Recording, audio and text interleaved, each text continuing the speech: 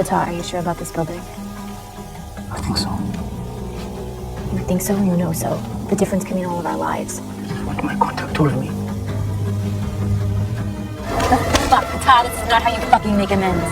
They told me it's this building.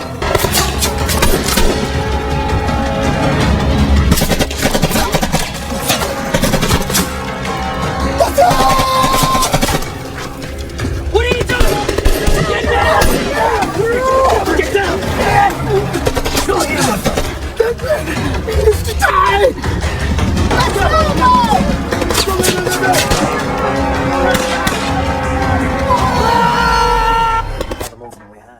Okay, well, as we say, good morning, good evening, good afternoon, wherever you are across the globe. Welcome to On the Sofa with yours truly, Esther Austin. Well, today with me, I should say On the Sofa with Esther, South Africa. So with me today, I have an incredible, prolific gentleman by the name of Sisanda Henna. He's obviously from South Africa, but he's a prolific actor, he's a producer, he's a filmmaker, he's a director, he's many things, but also he has his own personal development, personal leadership organization. So we're just going to catch up with Sisanda. Have I pronounced your name correctly? That's right, yes. Sisanda. Yeah, good. Okay. Yeah, we're going to catch up with this gentleman to find out what he's about. Now, before I go any further, Sisanda, I'd like to ask my guests, in a nutshell, in a peanut shell, or a crab shell, who is Sisanda?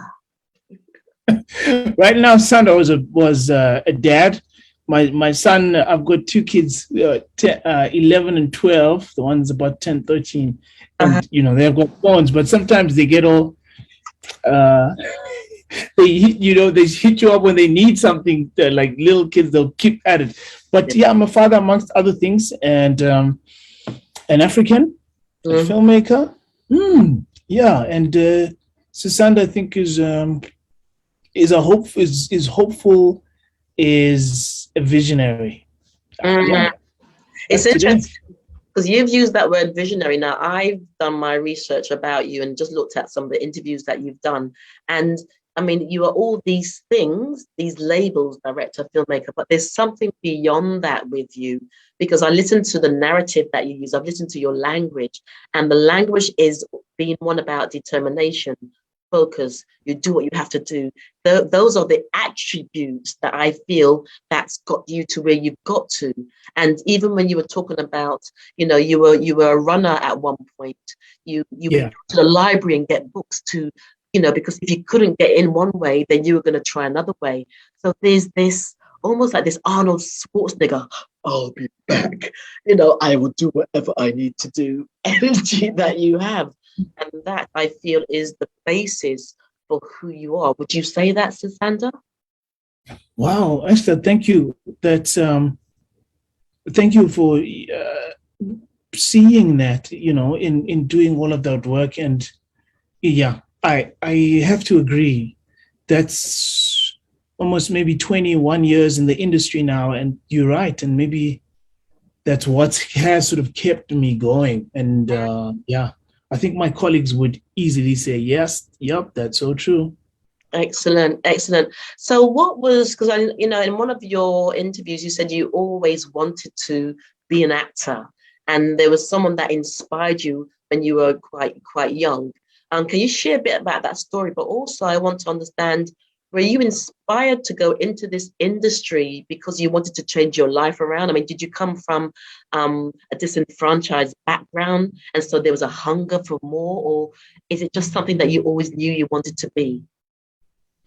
The acting, I have, it's been such a deep desire. Even when I think about it now, like that desire is with me today. There's a project that I'm currently auditioning for. And I actually sensed recently that passion is back with me. And there's been something about, when I saw the other actors, there's been something about being able to move and inspire people. It's been with me, that when I saw other actors do it, when I was like, oh my God, I really want to do that. and when you get like just a gut instinct that like it's the passion, but also your gut kind of says, yeah, I have that in me. I have the ability to do that. Yeah. That's where it has stemmed from, to inspire, entertain people, transport them to another world. And yeah, it brought me alive.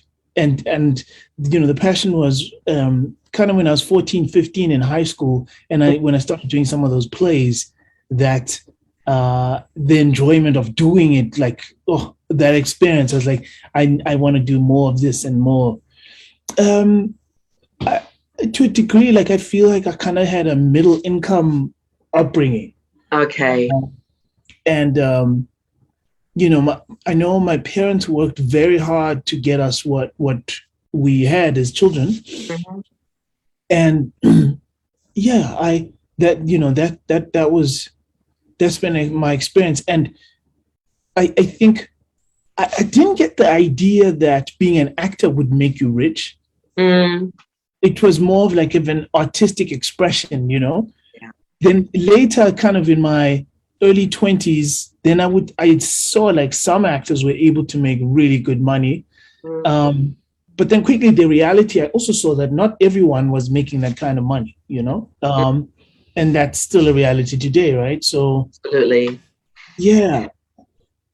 But I like that because, when you talk about it, it's interesting when you watch this back, if you get the time to watch this back, your face changes when you talk about what you were doing. Your face changed when you were talking about when you were 14 or 15 and you realized that this is where you wanted to go to. So that passion, and it's more than passion. It's like you said, when your soul knows that this is the path that I need to go on, because there's a hunger there.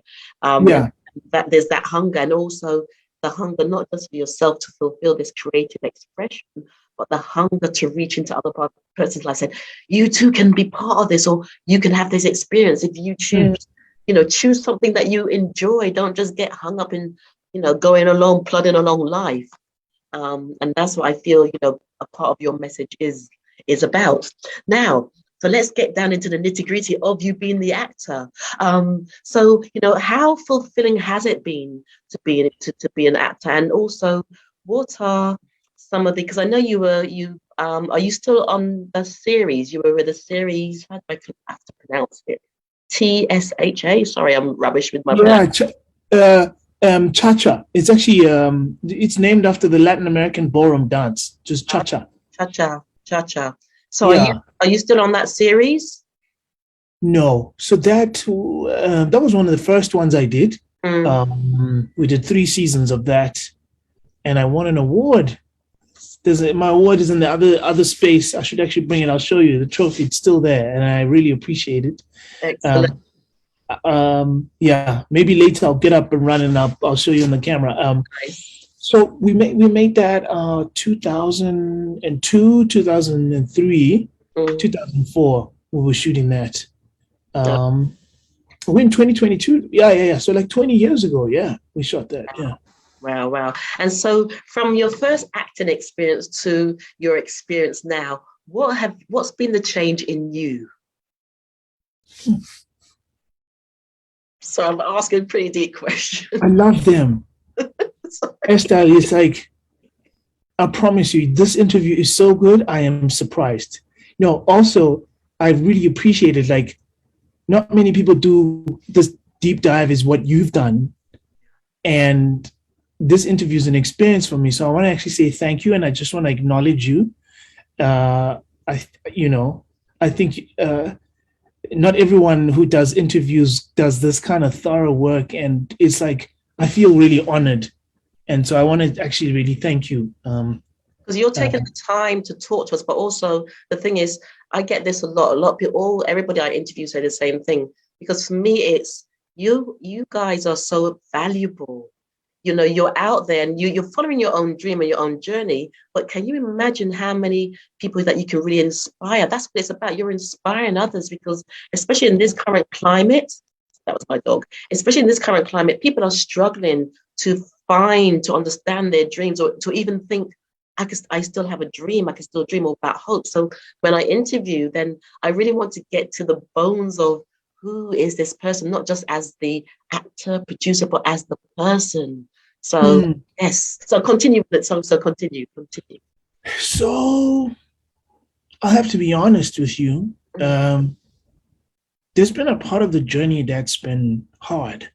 Yeah, I was going to come to that. Yeah. Like very hard. Mm-hmm. And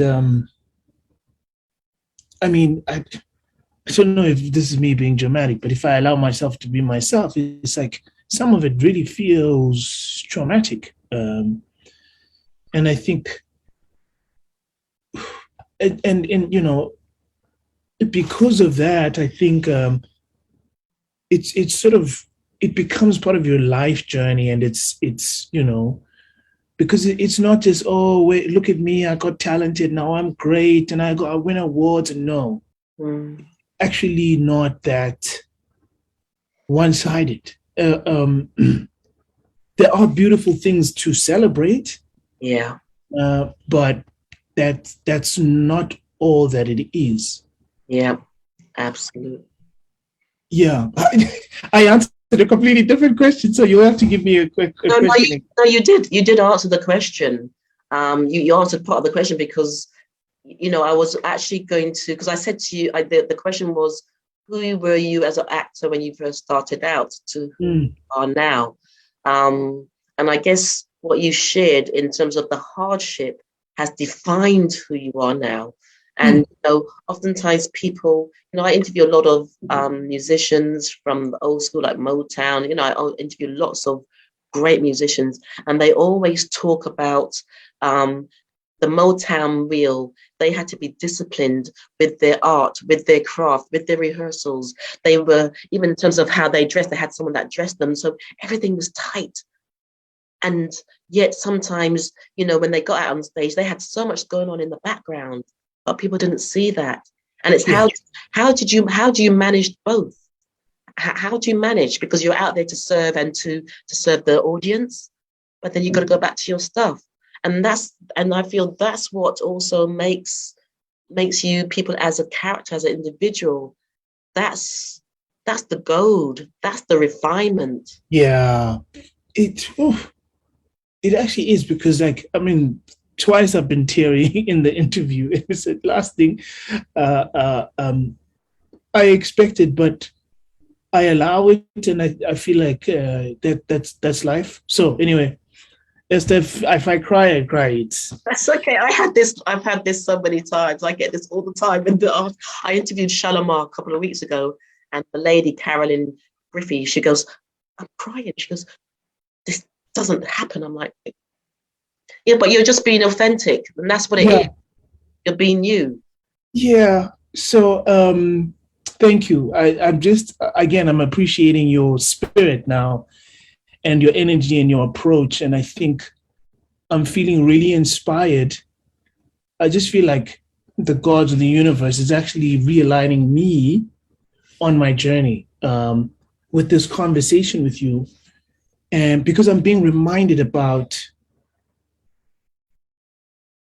like, almost what feels like the call. It's when you feel like something is bigger than you. I've sometimes watched certain films and they're so good, like, and because the character makes me feel seen, understood, and known. There's a way in which films, when you watch certain people on screen or certain characters, you see yourself, or where you didn't feel understood or seen as a human, and the way in which writers write, and the actors and the directors bring that thing together, and you're on a journey with a certain character. That's also been one of my wishes. That, you know, I remember writing that in my journal, that I want to be a vessel to be able to do that, because it just adds understanding to this human experience. One of the films that's inspired me greatly, and I remember, like, shedding a tear, not only because it was the story, but just seeing what it was being able to do to me. I watched The Glass Castle. It's a film starring Woody Harrelson, I think. Mm. And it's based on a memoir, and the author writes about her alcoholic dad. Mm. And you watch this film, and I see from her point of view basically how she viewed her dad, right? But he was an alcoholic dad, and the thing is, in some of these family dynamics, those could be like traumatic experiences, right? So where the parent is abuses, a substance, and it's dysfunctional family. But in the way that this film is being told,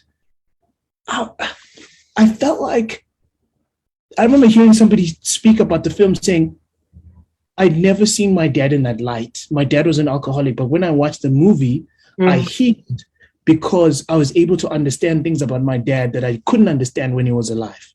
Wow.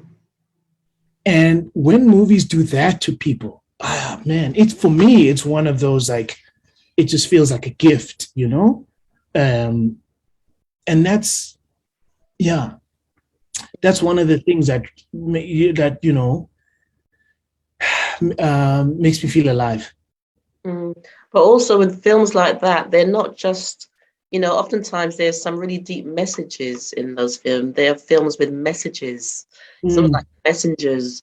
And if you are woke enough to be able to understand what's been said, then you can take away something for yourself, or something that resonates with you. And you said something key as well. When you watch these films, you said it helps you feel like a human being. That was really powerful. Now, and I'm just going to ask you this, and I may be wrong, but was that comment also because you're a Black South African man and some of the experience you've had because of that? Yes. Oh, I there's multiple, that's my son coming back, my oldest son. There's so multiple layers and answers to this. Being Black on this planet has, and I kind of grew up partly privileged. My parents were able to send me to, at the time, towards the end of apartheid. I'm in the interview, son, and it's a recorded interview, so give me a few minutes. We can turn that light off. Blacks have had some trauma, I think, even during COVID, right? So we were able to watch all over the world kind of Black Lives Matter, right? And just see like the things that are happening to people of color. That's in the US, but it's been happening for long periods of time all over the world, on the continent, all over. The diaspora has had like really hard experiences. And so in my later years, I kind of woke up to the importance of this thing, partly because in my own journey, I because my father, he had firsthand really extreme experiences of apartheid, right? So apartheid, and you just, I turned 40 this year, and there's so many things that I would see certain wounds in my dad about what happened in apartheid and how that defined the man he was, and then the father he was, and who he was to us, to his wife, to the children, and even just some of what the grandkids experience as well. And there's maybe ancestral even wounds that we may not know about as Africans, even people of African descent. So yes, when you touch on being a Black man and South African. So what's unique about South Africa is we're the last to have freedom on the continent, right? So because other countries, gained their independence from being colonized in the 60s, 50s, 80s. We're the very last ones in 1994. So our oppression, and because the violence and the aggression got worse towards the very tail end of apartheid. And I think there's a part of the nation, including myself, that is yet still to heal properly. Okay. And the storytelling and films and TV series have a way in which to help people navigate things that have been maybe difficult to understand. It's through story, because it's somebody else's life and you sort of just witness something. But if you're right, some movies are able to take you even on a cathartic experience that help you, maybe move through something, etc. So I feel like, even as a Black man, I think I have stuff that I feel like as a filmmaker, there's still a way to go, and there's still certain important stories that need to be told. Brilliant. And so there's another question I want to ask you, but so where are you now on that journey? What are you working on now? So in the film company that I have, we work. There's a couple of projects that we're working on. One of them is actually set in the Congo, and there's a thriller there. It's like a political action thriller. But what's interesting about the Congo and the subject matter, partly for the film, is some of the minerals that are in the Congo and the wars that happen around the minerals, right?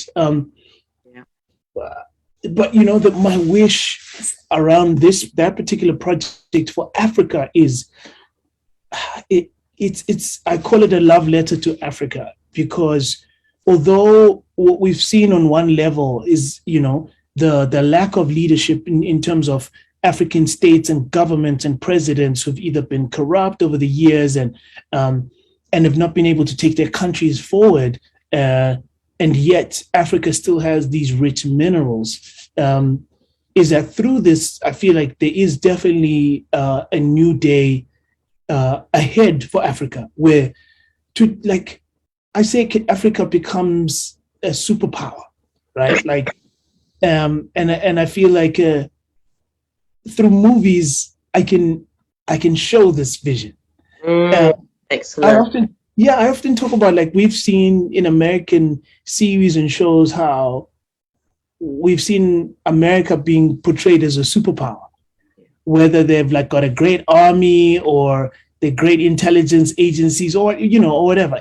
I think there's a big part of it that we first saw in the movies. Then almost as if life would then imitate the art, actually almost the other way around, because it inspired. So those are some of the projects that we have, and some are pure genre pieces. And then as an actor, there are some interesting projects. One of them I'm actually still in an audition process for, and I can't really say much about it, but I'm really excited.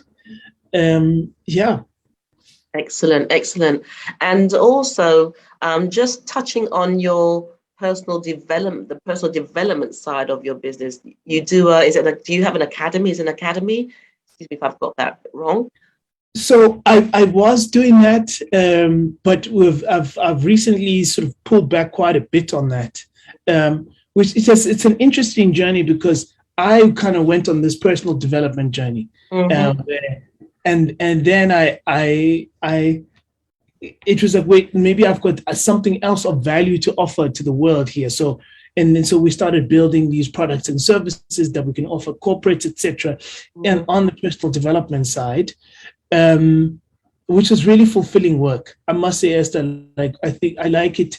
So now recently it's sort of played itself out where I'm sometimes part of doing master classes for up and coming actors and filmmakers, etc., where I'll go in and I speak to young people. And some of them it's where people shed a tear or two in the class.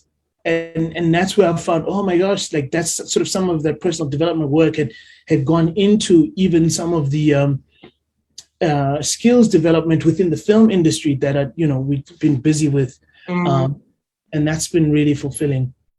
Brilliant. And so this has been really a really great interview. I've enjoyed this because, like I said, yes, we know, the director, but then it's the person behind, because then it's the person behind that drives all these incredible things out front, and also the lives that you're touching. And, if you could say anything to anyone out there at this moment in time, being you've traveled extensively, you've worked in the States, you've really fulfilled a lot of your dreams, and you're still continuing on that journey. And thank you for being so open and honest and sharing how, sharing that, I still feel I've got some healing to do. Now, for a man to say that, it's an honor to hear that. And hopefully someone who's listening to this can be inspired to say, actually, like Michael Jackson said, maybe I need to look at the man in the mirror, and it's okay. I might not understand it, but at least I'm addressing it. So what would you say to anyone who wants to step out into the field and fulfill their dream, but they're sitting on the sideline, umming and arming? What piece of advice can Sisanda Henna give them? I would say to that person, give some time to listen to the voice within. And sometimes there's practical tools to do that. At some point, I remember coming across one of the teachers who taught me how to write in a journal, right? Because when you give time to listen to that voice on the inside, you will give it an opportunity because if you first give it an audience, then it'll start showing you your own unique path, right? So, because, there's a unique path out there that I think it's predestined, and if you pay attention to that voice, I believe it will guide you. And today I'll tell you this, don't expect it to be easy. Absolutely. But I think you when you follow it, you will feel ease. Do you know if you understand, if you get the difference, right? I get it. I get it. I feel like doing, Star Trek. Yeah, I get it. Yeah. No, I get it, because for me, I've been on a journey and it's been hard. It's been hard to get to this place, but I've kept on going. And people have said I'm a bit like a Rottweiler or Arnold Schwarzenegger. There was something in me that kept getting back up time and time and time again. And some of the most incredible things have happened to me, but I've kept going. And now my ease is because I've created my dream. That's the ease, because you're walking in purpose. That's the ease. Yeah. But it's still challenging doing the walk. But the ease is that you're on purpose, in purpose, following a dream and following your purpose. That's the ease. And what I'd also like to ask you then, before I forget, Fame. So you are going to be at Fame Week Africa, the 24th to the 26th of August. What are we going to expect from you, Sisanda? So Fame has a few pillars in it. There's Musiki Africa. There's also the Cape Town International Animation Festival. And there's MIP Africa. And MIP Africa is the business-to-business trade show. It's a content market for sub-Saharan Africa. And so it's a meeting place for buyers, which could be all, the streamers and studios and broadcasters, to find new content or to buy existing content, for the different territories and countries, as a space for producers to be able to showcase their new work or find other producers to collaborate with in co-production. So it's organized by RX Global and RX Africa. They organize MIPCOM and MIP TV, and also they've got now MIP China and MIP Cancun. And so MIP has been a famous market in France, which is often run alongside Cannes, the Cannes Film Festival. Yeah. So this ought to be. I get excited when Africa comes together, and I'm excited that, you know, the industry throughout sub-Saharan Africa is coming together for this inaugural MIP, and I really want to urge anyone and everyone in the industry to check it out, come be part of it.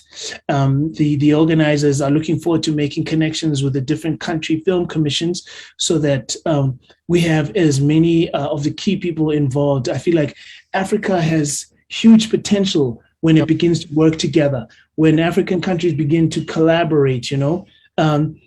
You find in Europe, like I feel like the Eurozone has enabled Europeans to kind of work together a lot more. And I look forward for Africa being able to do that. So that's MIPCOM, 3 days of meetings and screenings. There'll be some premieres, cocktail shows, master classes, conferences. We're definitely having some interesting roundtables happening with some key people. And, you know, we're in such an exciting era, Esther, that, you know, with such of the big studios who are now streamers making their way onto the continent, I feel like this is an opportunity for the continent to sort of define what it wants out of itself through film and TV and the business of the next 100 years. We're at the beginning of I think of an era. And I've said this before. I was like, it's before when different African states were exploited, or, whether colonized in whatever manner, people extracted things. Yes, in entertainment, there's a lot of that now, that we create the IP in music, fashion, film, entertainment, that Africa creates. But this, I feel, is an opportunity for us to define what we want that to do and to how that should benefit Africa and the Africans. So I feel like kind of my big thing is we've got to create that sustainable growth, you know, for the African entertainer, artists, entertainment companies. Yes, I believe that as well. It's almost like you're putting back in rather than taking out of. Yeah, absolutely. Brilliant. That's a nice finale to this interview. Just want to say thank you so much for your time. I've enjoyed this conversation. Looking forward to meeting you at the end of August, because I'm going to be there. And, wishing you all the best with all the other things that you are involved in. And just hold on to the dream and just keep, as you say, just keep doing the healing, keep reflecting, keep praying off, because you've started the journey already. Yeah, so bless you. Thank you for that. Bless you, Esther. I appreciate that. Thank you. All right. Thank you. And I think finally the world is starting to take notice. And Africa is about to make a point and prove itself. But I've made myself who I am in the city. This is one of the greatest initiatives to actually kickstart that, to grow our South African industry. Actually, South Africa has got so much rich storytelling. It's important to allow those people to have that talent, meet the people who are looking for talent. We're going to be starting in the next minute or so. We are about bringing together the film, television, arts, animation, media, music, and entertainment industries together. We're creating a platform for them to write business, to meet, to engage, network, and to change the shape of the game. These are our stories, and we are ready to tell them. See you at Fame Week, MIP Africa, 24 to 26 August in the city of Cape Town.